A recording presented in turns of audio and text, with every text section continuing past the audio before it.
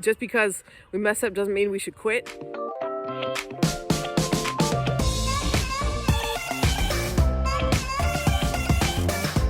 Hey guys, this is Megan from You Go To Be Kidding. We are out here with the sheep and we're just taking a look around the farm. Hey sheep, what are you guys up to this rainy day? You can see they're starting to shed out their winter coats. So that's what's cool about Catons. We don't need to shear them. Yes, there, the dog is out there running around. It's been a really rainy week, so everybody's been a little cooped up. But you can see Lambert shedding out his coat. He looks pretty scraggly at the moment, but it'll all shed off and then they'll have their smooth, shorter coats for summer.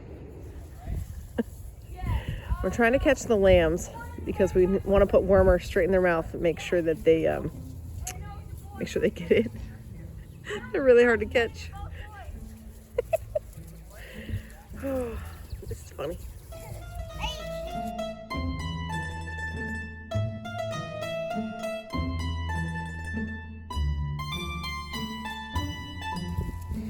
Meanwhile, River is trying to hang out with the bucks here, and they kind of want to play with her. She kind of wants to play with them. No. So just trying to work with her. No. Good girl, River. Good girl. Okay, I think they got one.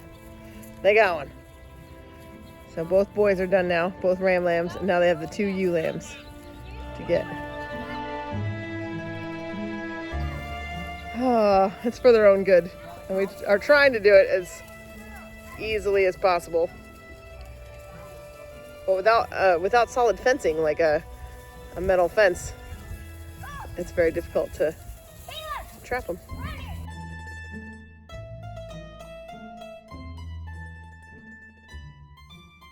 So over the last week or so, we have moved everybody up front. So we've got the sheep here, the sheep, and we've got Sean, and then we actually have the boy goats in the back there, and we are right up here in the very front of our property, right along the road. See a car go by. River's getting used to cars. She's been doing really, really well with her collar on, but we're still always working on new things, making sure she does not go through that front fence. So I do need to pay attention to what she's doing. You checking on everybody? Come here, girl. Good girl. Hi, how you doing?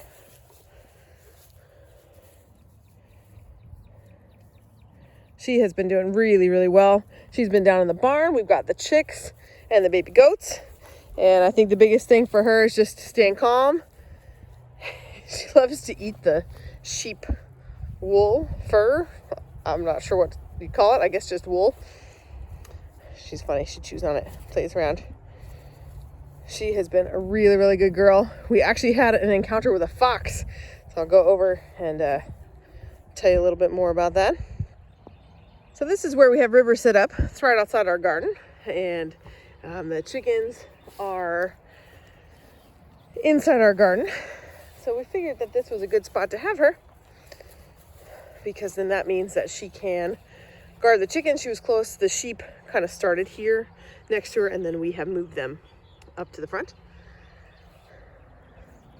You can see her going to check on the chickens now. There she goes. So she is this close. It's just a space of the gateway. And on Sunday morning, we heard her barking real early. I was hoping she'd just stop, so I kind of listened in bed. She woke me up, and then she paused for a second, and then started up again real loud. And Damien hopped up to check out the window. And he wears glasses and contacts during the day, so he couldn't see anything, but he looks out the window and couldn't really see anything. And he opens the window and yells, "No, River," because she was barking. And then he tells me that he can't see much. So I jump up, and I take a look out the window. And I could see right here where all these chickens are, there's a fox with a chicken in his mouth, just standing there. The dog, I don't know, maybe 20 feet? Right here, the dog going crazy on the fence. She was trying so hard to do her job, but she couldn't get out. And so I ran out, let her out of the fence, and she was able to chase it off. She chased it straight down to the corner with the barn fence here. And then I think it went around to the back. She did go around behind the barn to check on it too. She even hopped our down fence and into the neighbor's yard just to make sure it would go away. But as soon as Damien called her, she came right back, which was huge because she did not have her collar on. She doesn't sleep in it or anything, so she didn't have that on. It was cool to see her do her job. Unfortunately, what happened was 3 of our chickens did not put themselves to bed. They were still out all night. And so, unfortunately, the fox was able to kill 3 of our chickens. But he didn't get to haul one away. I actually kind of feel bad. I almost would have rather that he at least got a meal, but we just put him in our compost pile. I don't know what she found, but she's very happy with herself. Hey, girl. How are you doing? But this is our garden area. It's getting prepped and ready to go. It's always fascinating how many weeds start popping up in here. You can see green, green, green. What do you have, girl? Oh, a bone, which you're probably not supposed to have. But I'm not sure where she got it from. So these are our potatoes. They have come up really nicely. It's been rainy and warm. So cool. We have some leftover carrots that decided that they wanted to come back. We've got those there and a couple over here. So I'm just going to let them be. And our garlic is looking fantastic. There's some weeds in the garlic. I've pulled some around it, but I'm not too worried about it. And then we have fun things popping up, volunteer plants. So we've got in here, this is our elderberry, but this is absolutely, I think it would be a watermelon, because we had, the watermelons grew through here and we had a rotten watermelon just kind of die here. So I think that might be watermelon seed. So other than our fox adventure, there hasn't been too much going on the farm. We do have the peas are starting to come up. We've had a couple of real warm days, so they're getting higher. They're up to, the second or third rung there. But we've got all sorts of peas. I'm really excited to actually get the fruit, the veggie peas. But they are looking really good. And I've got starts going. And so getting ready to get this garden going. Our last frost date is in just a couple weeks.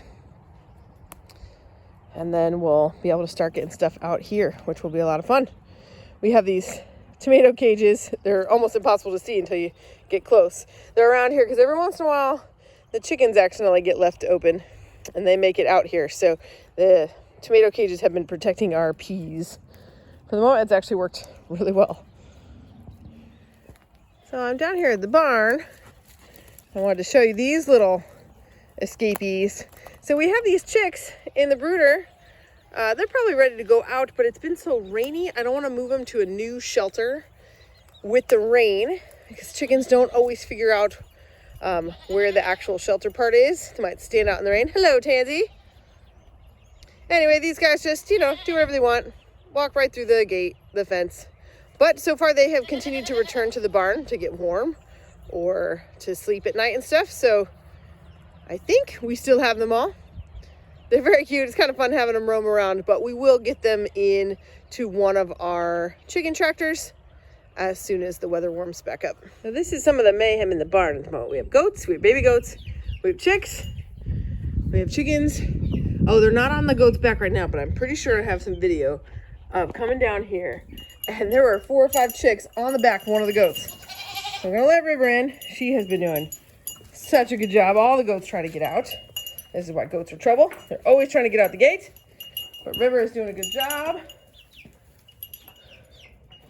Nope. See, and even with the chicks, she's a little excited. But she's not chasing them. She is interested, but I'm going to have to close the gate. No, the goats got out. All right. So, like goats are prone to do, Ivy and Tansy just snuck themselves out of the barn because I started filming before I locked the gate. And I couldn't get it closed with one hand. But I got River back out here, and I figured I'd just let them eat a little snack for a bit. Oh, and this has been an interesting week on our farm. So we lost 3 chickens to the fox. And for better or for worse, we don't grieve quite as much over the chickens as much. We've lost so many. It's still hard. It's frustrating when we're trying to do what we can, and we have this dog, and she's doing her job. but she's just not close enough. The fox is bold enough to come out, even though she's right there. But something else happened this week, just yesterday actually, and it's been hard. I've debated whether I would say anything. I could easily not say anything, but it's something that we did, and we really messed up. Thankfully, all of the animals are fine. Nobody is hurt, but it was a major oversight, probably the largest oversight we've had, and yeah, it's hard to admit when stuff like that happens. So I'm gonna turn the camera around and stuff. I'll tell you what happened. But yeah, I just want to share that farming isn't always, easy. Farming has its downsides, and we can mess up, and it can sometimes cost the life of our animals. I'm so grateful that it did not this time, but it was close. Alrighty, so yesterday we were milking Ivy. We milked Tansy first, because sometimes I've been giving some of her milk back to her babies, bucklings, trying to get them sold as bottle babies.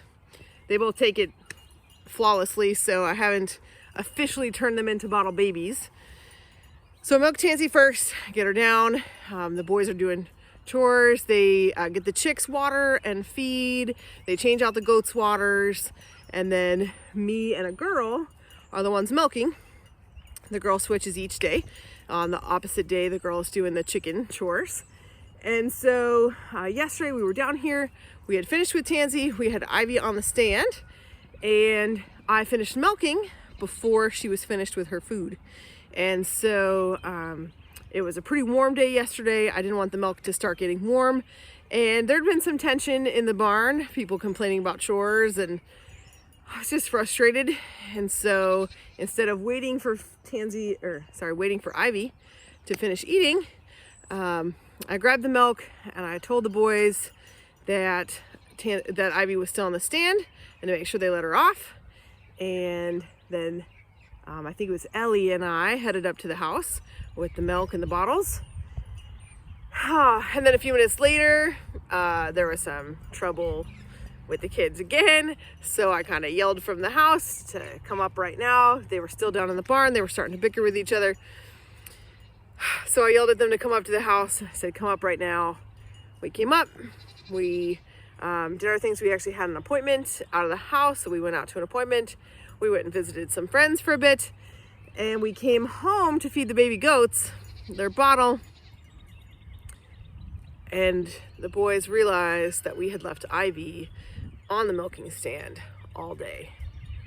That's really tough to admit. I am so thankful that she is okay. She didn't hurt herself. Thankfully, she was up there fine. And she didn't have any food or water, but it wasn't too hot in the barn because of the shade, so they were able to let her down. We got her a bunch of water, and we got her some extra food and some extra alfalfa. Didn't give her any extra grain because I didn't want it to upset her rumen since she was so empty. But we got her some extra alfalfa, and then we left her babies on her all night because she also went that period of time without nursing the babies. So thankfully, the babies were bottle feeding, also didn't get fed that period of time. So I think the babies are okay. They're also old enough. They are definitely starting to nibble on grass, and they're eating, and they're drinking water. So the babies were okay. I'm sure they were mad about it. They were in far less dire of a condition than Ivy was. So we left the babies on all night last night. So this morning I came out and checked Ivy to milk her, but she didn't have anything left. The babies had definitely drained her all, and that's a good thing. So that was a huge mistake on our part. That was my fault for giving off a job and not confirming that it had gotten done. That's not the normal. I don't ever do that. So it is not the boys' fault. And then I also called the boys up kind of before they were finished with chores. I thought they were mostly just playing around, and they hadn't finished everything because Ivy wasn't done still. So that I take all the blame. I'm the mama. It's my job. But man, stuff like that is hard. It's hard to admit that it's my fault. And it's hard to admit that I made such a big mistake. I easily could have cost her life to be on the stand that long without any water or any food. Thankfully it wasn't. It was warm yesterday, but in the barn I think it wasn't that bad. But I wanted to share, I feel like it was important to share, because I think sometimes we just see all the good. We just glorify what's going on, and you know how cute the baby goats are, and you know the benefits of the raw milk, and those things are so good. But it comes with costs and risks and mistakes, and we're gonna mess up, and it's okay. Just because we mess up doesn't mean we should quit. It's gonna happen, and if we are doing the best we know how, and we're asking for help, and we're seeking to be wise, that's the best we can do. And there is grace for that. And these animals, as much as we take care of them, they are not humans. So that's just what I wanted to say and share. I appreciate you guys watching. Hopefully y'all understand. But also, it's just important to realize that stuff happens, and nobody can be perfect. So I'm thankful that we had a good overall outcome. Everybody's good. And trust me, we're making sure that we all are double checking and checking with each other to make sure that, Cedar, how did you get out, girl? Uh-oh. I didn't let her out the gate. She's a naughty goat. She's trouble, trouble, trouble. Anyway, I better get them back in where they belong and check on River, who ran off when a dog barked. But thanks for watching, and we will see you guys next week.